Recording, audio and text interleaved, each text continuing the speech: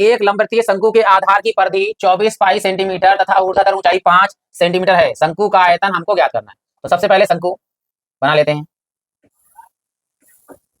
ये इसकी ऊंचाई है h, जो हमें दे रखी कितनी 5 सेंटीमीटर, और हमने मान ली त्रिज्या कितनी है r, और यह है इसका आधार। जो आधार होता है वो वृत्त के आकार का होता है।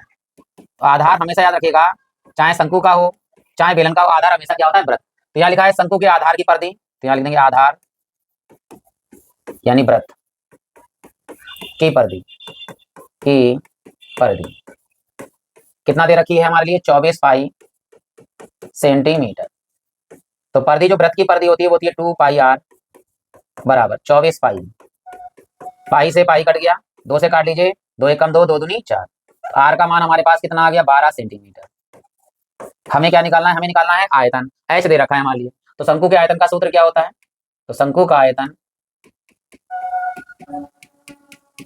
बराबर 1/3 पाई r स्क्वायर h। देखो पाई का मान यहाँ भी ऐसे रखा था तो हम आयतन में भी पाई लगा रहेगा, ठीक है, उसका मान निकालेगा कि कट नहीं रहा है 22/7 से, तो पाई ऐसी रहेगा गुणे में 1/3 पाई गुणे में r का मान कितना है 12, तो 12 का घात 2 यानी 12 का वर्ग, और गुणे में h का मान कितना है, h का मान है हमारे पास 5, तो 5 लगा देंगे। ये 3 से 12 कटेगा, लेकिन पहले से भर कर लेते हैं, ऊपर गुणा कर लेते हैं, पाई एकम पाई और बटे में 3, और 12 का वर्ग कितना होता है, 12 का वर्ग होता है 144, और गुणे में कितना है 5, यहाँ 3 से काट लीजिए, 3 चौक 12, 2 इधर हो गया 24 और 3 अट्ठे 24, तो ये हो गया हमारा 48। 48 गुणा 5 से कर लेते हैं, देखिए तो 48 गुणे में 5, तो 5 अट्ठे 40, 4 आया और 5 चौक 20, 20 और 4 कितने हो गए 24, 240, और साथ में कितना है पाई, तो यहाँ लिखेंगे 240 पाई, और आयतन हमेशा घन सेंटीमीटर में होता है, या हम लिख सकते हैं सेंटीमीटर की घात 3। तो ये हमारा इस सवाल का जो है वो क्या हो गया, आंसर आ गया।